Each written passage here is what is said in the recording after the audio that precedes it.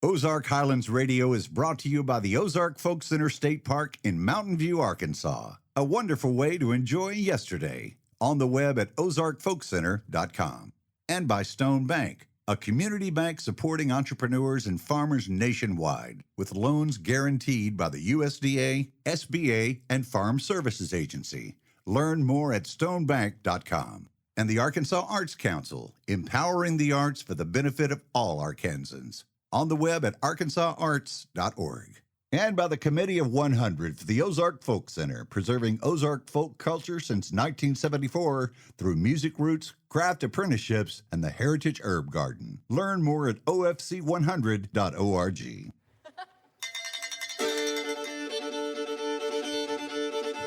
Greetings, folks. This is Dave Smith, host of Ozark Highlands Radio. Welcome to our show. This week, we hear segments from the 2025 Dulcimer Jamboree, featuring some of the best dulcimer players in the world. Down in the vault, Jeff Glover will introduce us to a gospel song played by a pair of lovely ladies, and our friend Brooks Blevins recounts the story of the Ghost of the Ozarks. That's this week on Ozark Highlands Radio.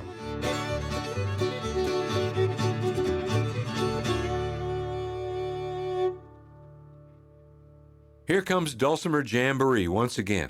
Each year, dulcimer players from all over come to the Ozark Folk Center State Park in Mountain View, Arkansas for a weekend of learning, listening, and loving all things dulcimer.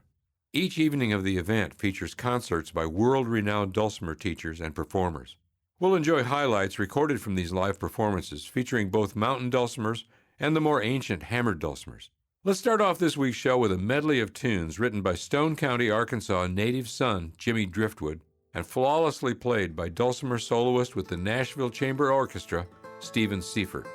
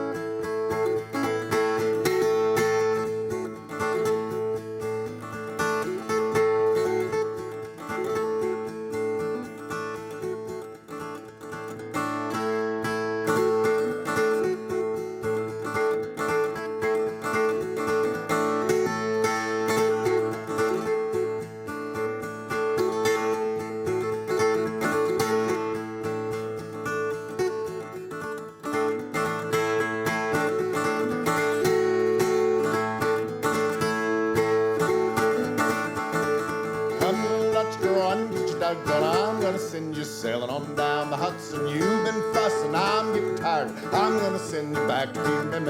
Oh, my little Dutch girl, don't do it better. Build you a boat and I'll put you in the river. Heart begin to rock and heart begin to river. And oh, my little Dutch girl, I'll put you in the river. Oh.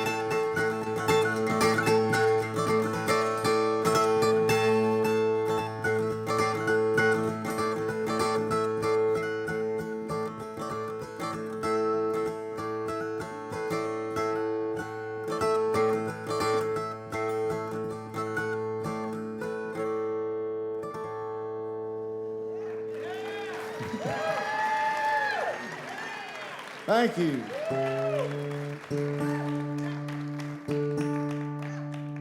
I did those three for me. I wanted to do those.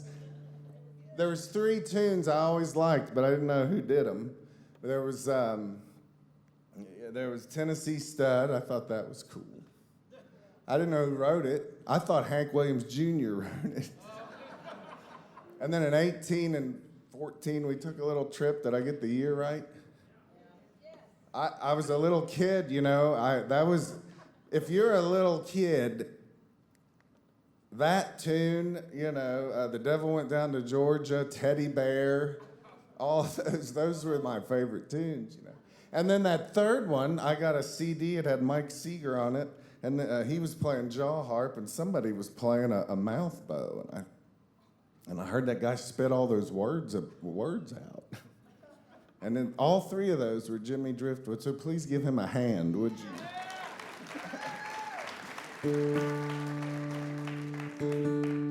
And I was thinking backstage, oh, the sound man's gonna go, oh, I don't want to hear Tennessee Stud again, you know, but I did those for me, and I'm so happy you could be here with me as I did. That's good stuff.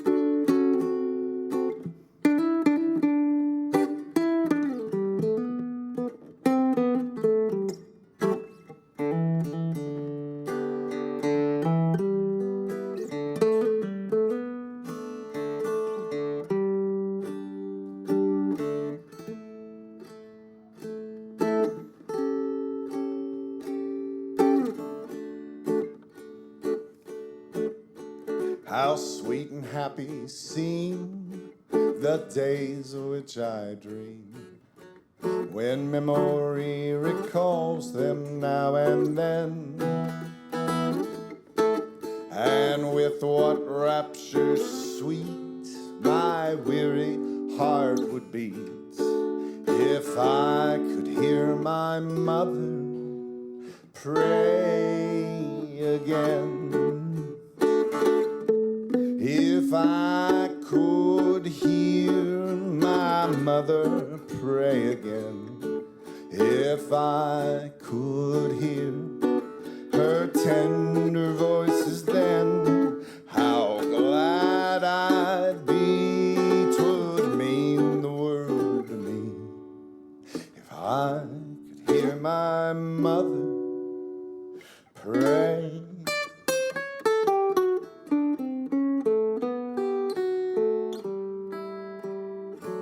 Again.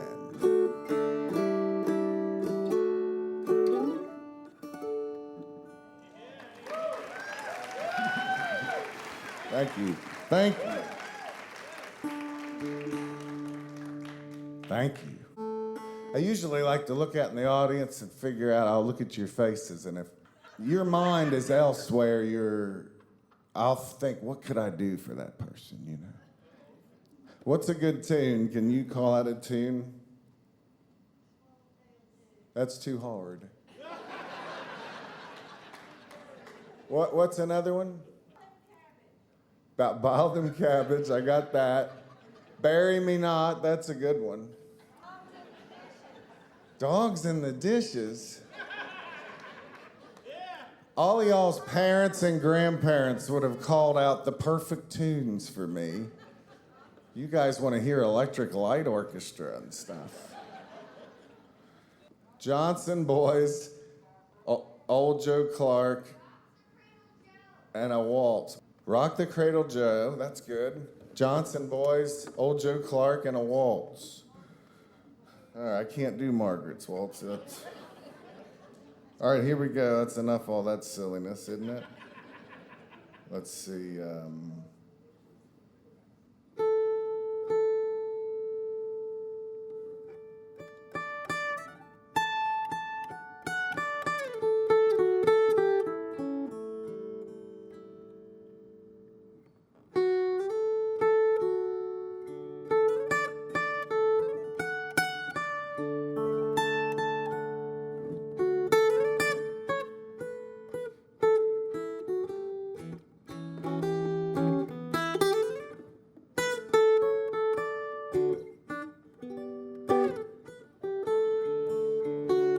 It's a waltz, Hollis.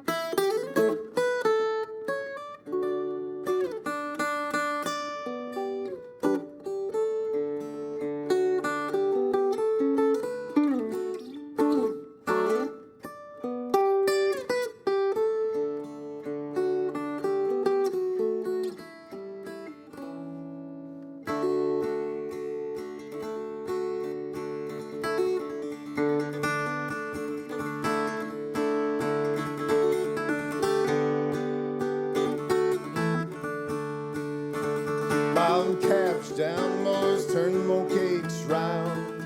The only song I can sing is Bound Cabbage Down.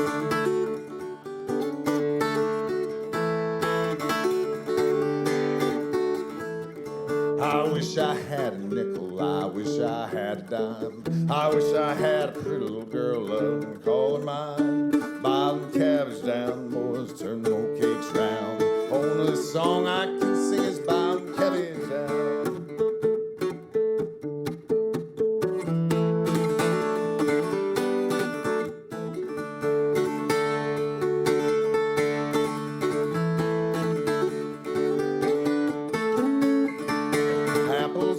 Summertime, peaches in the fall. If I can't have the girl I want, I'll have no girl at all. I buy them cabbage down, boys, turn them old cakes round. Only song I can sing about them cabbage down.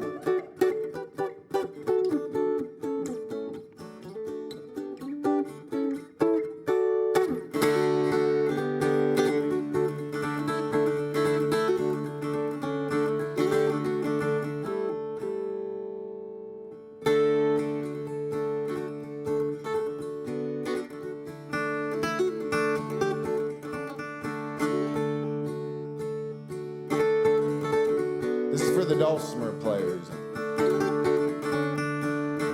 One time I was at a gig and I heard a guy up there go, I don't know any of these tunes. Who is this person?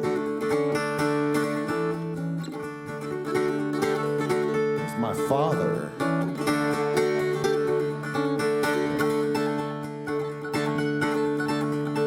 I made that up.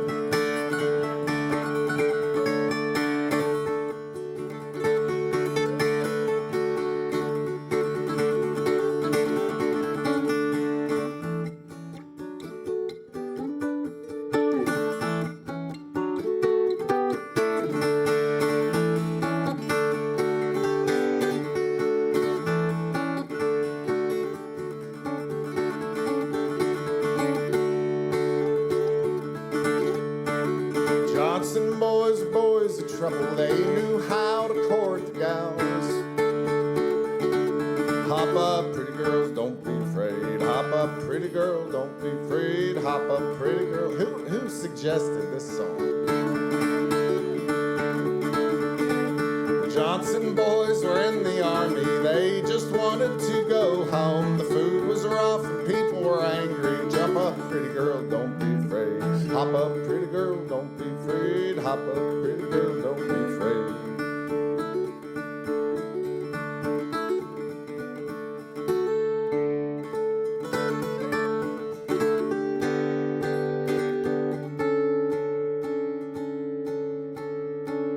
Raccoon's got a funny tail, rabbit's got a funny tail. All these animals, funny tail, bow them cabbage down. Here we go. Bow them cabbage down, boys, turn them old cakes round. Only song I can sing is bow them cabbage down.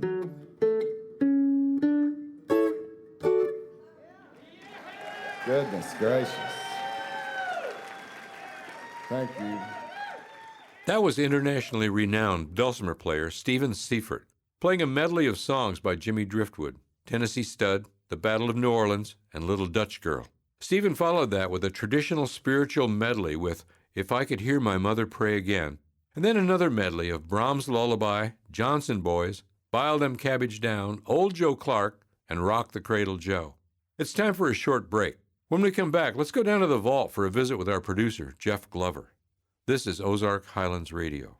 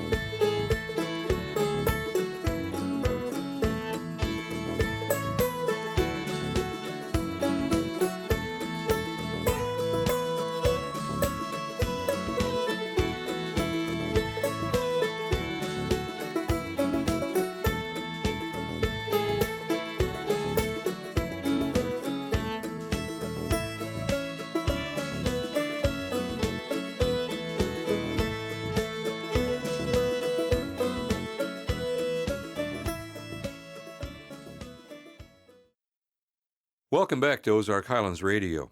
Well, as I said earlier, I think it's about time to go down and see what's going on with Jeff Glover down in the vault. Let's head down there.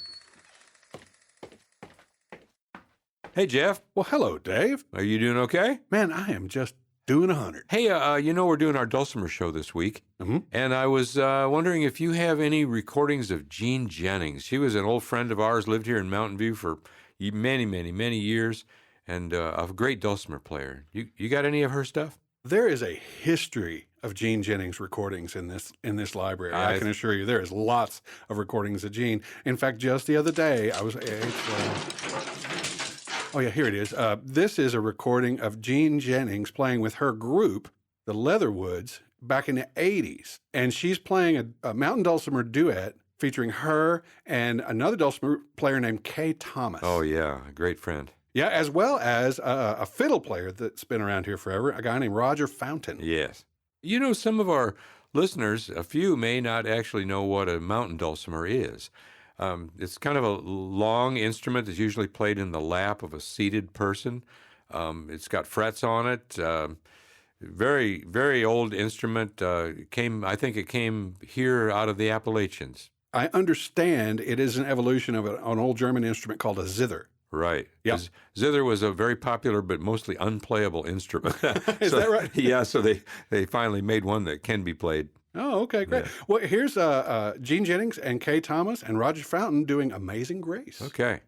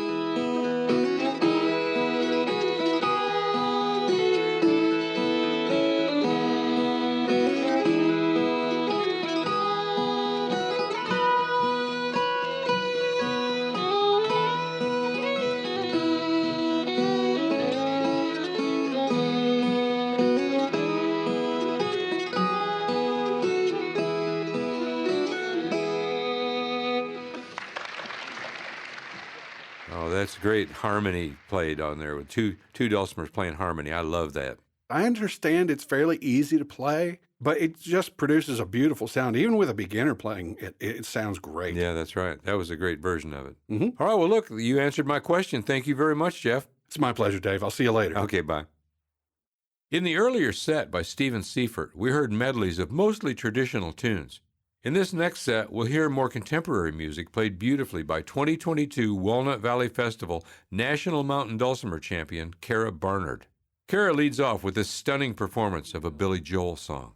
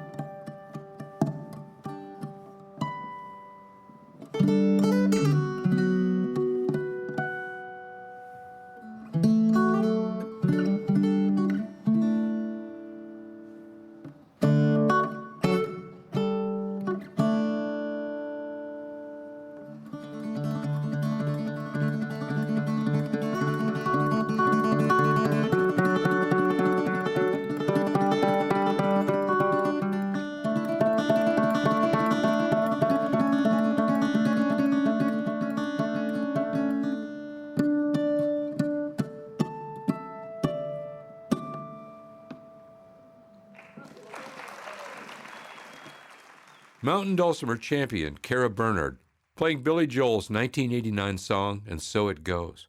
Next, we'll hear from Margaret Wright.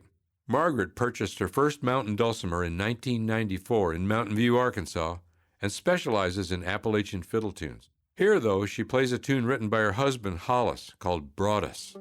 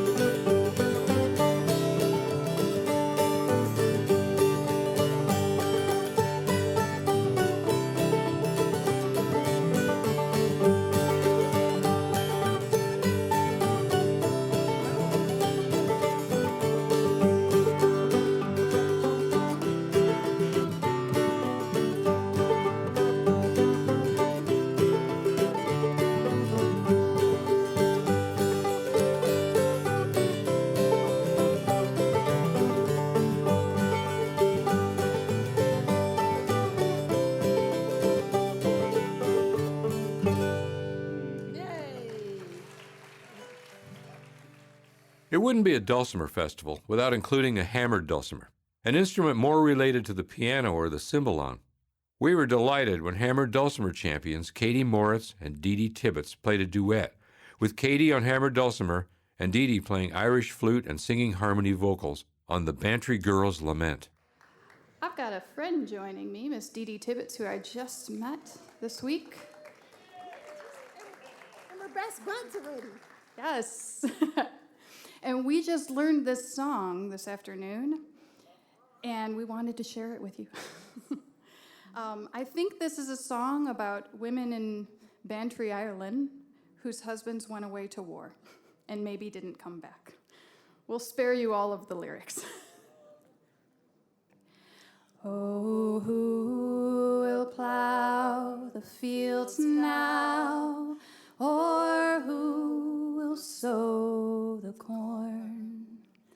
And who will mind the sheep now and keep them neatly shorn?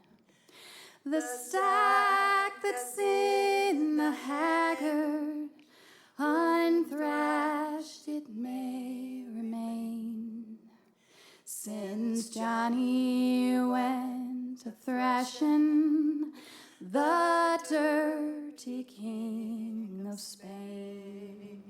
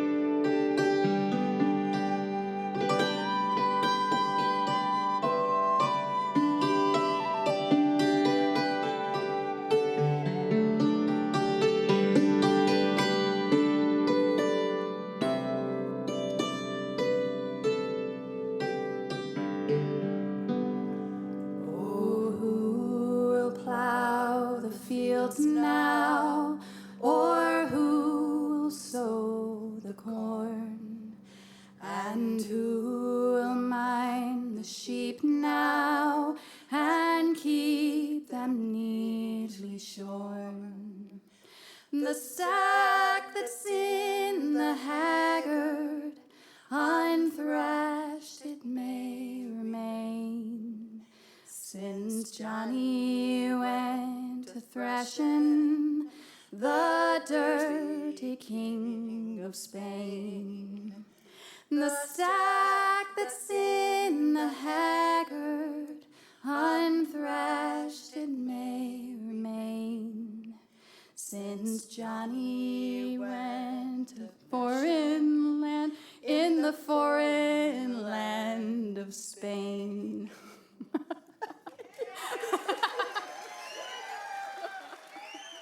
That was Katie Moritz and Deedee Tibbits playing the Bantry Girls' Lament at the Ozark Folk Center's 2025 Dulcimer Jamboree. Our Jamboree also includes a contest.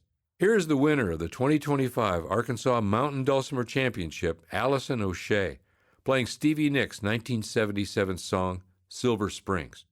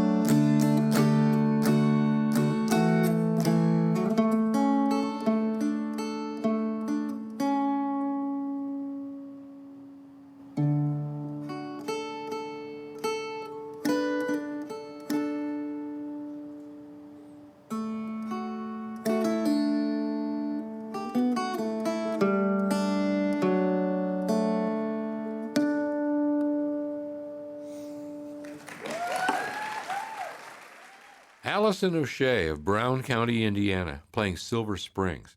Let's take another short break. When we return, our friend Dr. Brooks Blevins will relate an Ozark mystery. You're listening to Ozark Highlands Radio.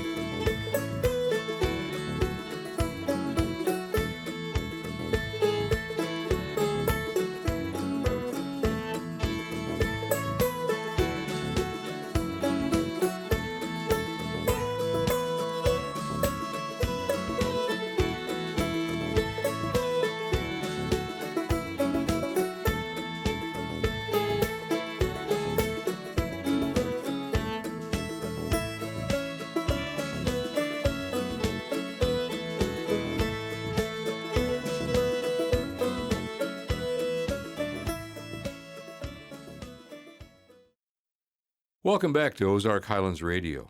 This week, author, folklorist, and historian Dr. Brooks Blevins tells the story of the Ghost of the Ozarks.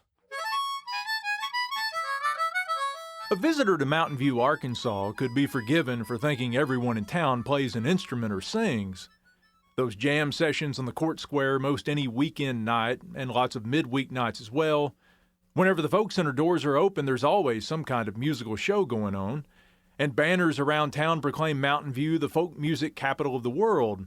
Now, I suspect that's not an official designation. I don't recall the United Nations sponsoring a plebiscite on the issue, but Mountain View is a musical place. There's no denying it. Before the Arkansas Folk Festival was created in 1963, before the Ozark Folk Center opened 10 years later, this little Ozark town's brightest moment in the spotlight came way back in 1929. The attention focused on Mountain View that year wasn't due to any musical show, but to a trial. A murder trial, actually. But even then, music was never far from the action. The trial, which took place shortly before Christmas of 1929, featured 4 Stone County men accused of brutally slaying a drifter in the rural community of St. James, about 14 miles east of Mountain View, in a valley separating the rocky White River Hills from the steep and rugged Boston Mountains. The drifter, a young man known as Connie Franklin, had temporarily settled in St. James earlier that year and had gotten engaged to a local girl. But the real focus of the trial was not on the alleged killers, it was the murder victim himself, for there he was sitting in the gallery each day of the trial. He even testified in the trial of his own alleged murderers. At least this fellow claimed he was Connie Franklin when he showed up a few days before the trial was to begin. The alleged killers and their families were delighted to see him, and reporters covering the story detailed tearful reunions inside dank jail cells. But the teenager who had been betrothed to the man who had seemingly come back from the dead, this ghost of the Ozarks, declared him an imposter, and so did about half of St. James's citizens. So the trial, covered coast to coast and known far and wide as the Connie Franklin trial, was officially about an alleged murder. In reality, though, it was a referendum on one man's identity. Was the man who emerged from the shadows on the eve of trial the real Connie Franklin? Or was he a charlatan, perhaps paid by the families of the accused men in a bold attempt to circumvent justice? The young drifter who was believed to have been killed played a mean harmonica, or French harp as it was called in those days. All could agree on that.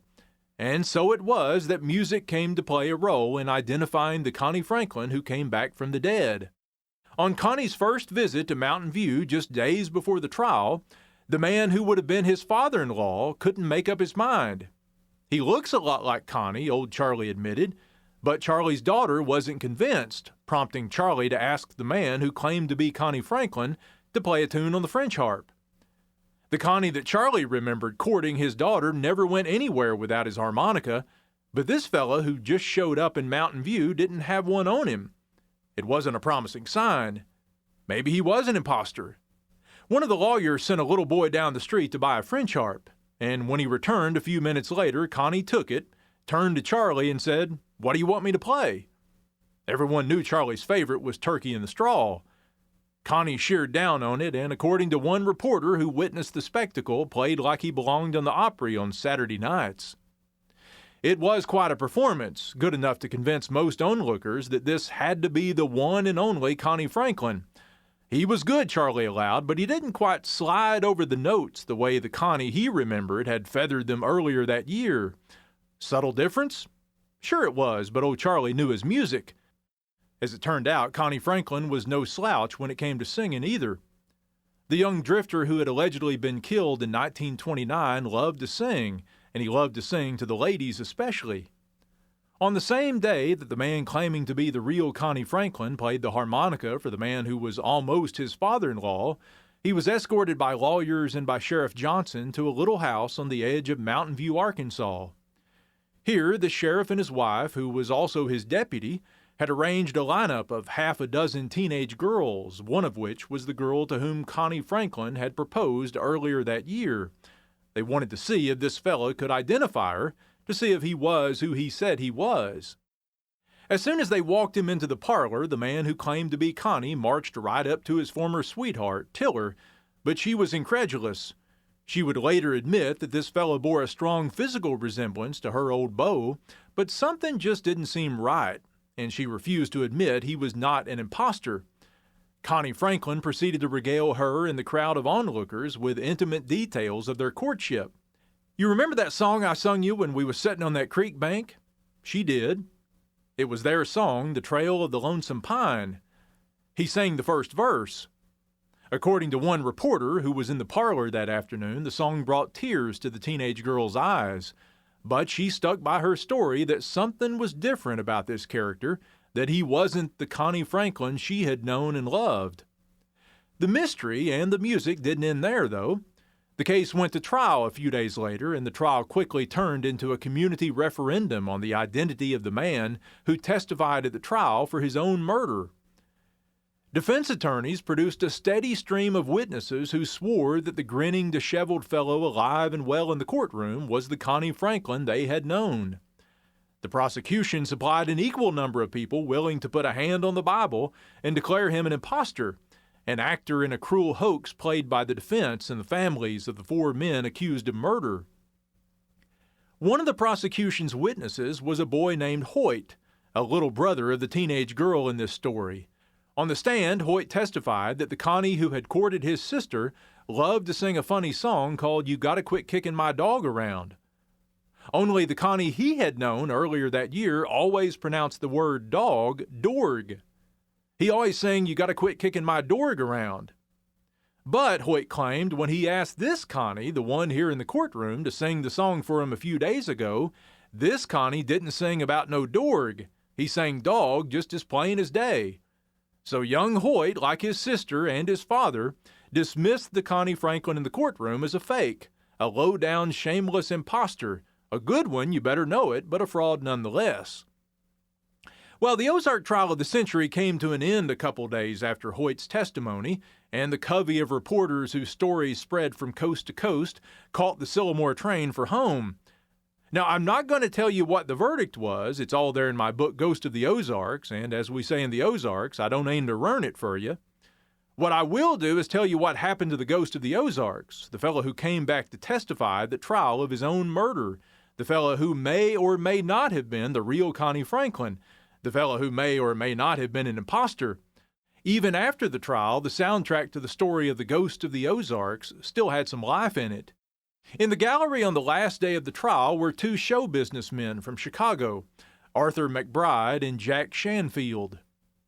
They had their sights set on making a film about the saga of Connie Franklin, but in the meantime they planned to tour the middle of the country with a vaudeville-style revue featuring the ghost himself, Connie Franklin, along with an old mountaineer named Crick Greenway and one of the lawyers from the trial. The hastily organized show debuted in Little Rock a couple of days later. As vaudeville reviews went, it was pretty tame. The ghost blew a few tunes on the French harp, the lawyer gave a talk on the people of the Ozarks, and old Crick, well, he was marched out on stage where he stood and said nothing so that the audience could get a close look at a real hillman. Connie Franklin had designs on a career as a music star, just like blue yodeler Jimmy Rogers, whom Connie claimed was his cousin. So the Ghost of the Ozarks was disappointed when the show's producers hired a Jimmy Rogers knockoff to strum and sing a few songs as the revue's main musical act. But it mattered little, for Connie's dreams of stardom were not to be. After only one show and a brief radio appearance in Little Rock, the producers and the Ghost received a court injunction ordering them to turn over a percentage of the show's profits to Connie's estranged wife, who was living in poverty with 3 children in the Arkansas Delta. That was the end of the show. The Ghost of the Ozarks disappeared from public view. He drifted back onto the Hobo's Trail. 3 years later, he lay in a boarding house in eastern Arkansas, dead of a burst appendix. But his legacy would live on in song.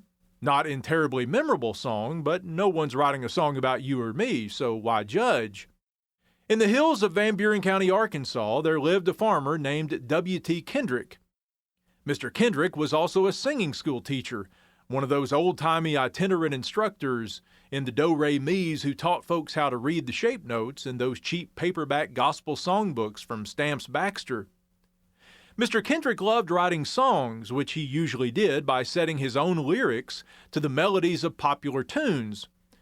Inspired by the twists and turns of the Connie Franklin story as it played out in the newspapers, and moved by the human suffering obscured by reporters' sensationalism, he wrote not one but 2 songs. He published both in a little booklet he titled Roving Thoughts. The longer of the 2 lamented the drifter's abandonment of his young family and his duplicity in promising to wed another. "So beware when you may and with a stranger flee," wrote Kendrick, "for you'd never know for sure what your name would be." The other song, titled simply Connie Franklin, he set to the melody of a popular song from the 20s called The Death of Floyd Collins, inspired by a real-life cave tragedy in Kentucky. I've never come across a recording of either song, so this may be the first. Here's Connie Franklin by W.T. Kendrick.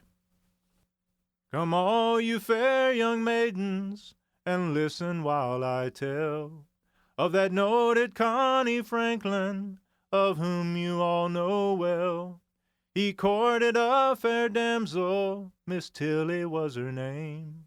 She was sweet 16 and single, and he passed himself the same. He won her love while courting, and then proposed to wed. Because she learned to love him, she accepted him, she said. They started off to marry, she thought him true and kind, though he had not told the story of his wife and babes behind. While walking on together toward the parson's home, soon expecting to be married, to be each other's own, a band of men o'ertook them, 'twas 5 in all, she said.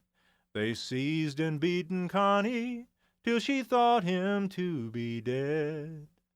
The meanest of all humans, 'twas 2 of this ring band, for they led me off from Connie, both pulled me by the hand, led me out in the darkness, assaulted me to shame. Then threatened they would kill me if I e'er told their name. They left me there so lonely, my life was all in dread, and a grieving over Connie, I thought him to be dead. But while I strode so lonely in search for father's home, I thought that in the judgment these men will meet their doom. Thanks, Brooks. Let's finish out this week's show with another hammered dulcimer piece, this one played by 2018 national champion Colin Beasley. Known for his unique style of playing, Colin mixes elements from a variety of genres in his music.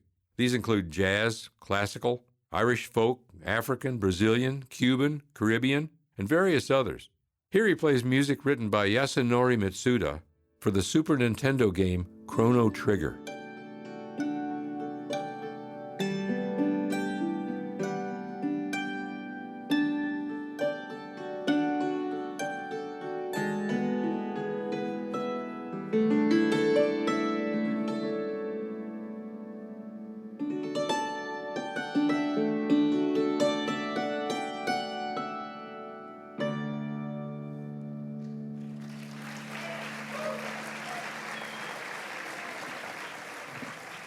Thank you, guys. I'm curious, anybody recognize that song? Nobody. Okay, good. Good. I figured no one would, but doesn't it just seem to fit the hammered dulcimer? It just sounds like a dulcimer tune, and the first time I heard it, I was like, I gotta learn that one. I gotta learn it. So the first tune I played was from an old video game, and I'm kind of stuck in between 2 worlds of music right now. So I have my dulcimer community and all of you guys, and you guys know me from this. And then I have a whole nother group of basically a bunch of millennials that know me from playing video game music on this thing. So it's a complete split between the middle. And I like to kind of merge the two. So I like to show them the dulcimer stuff, and I like to show you guys some of the great music that's in video games. So this one's from my childhood of this underwater level that terrified me. There's like a giant eel that comes out of a thing, and I was a little kid, and it scared the crap out of me. But the tune is wonderful, so hope you enjoy it.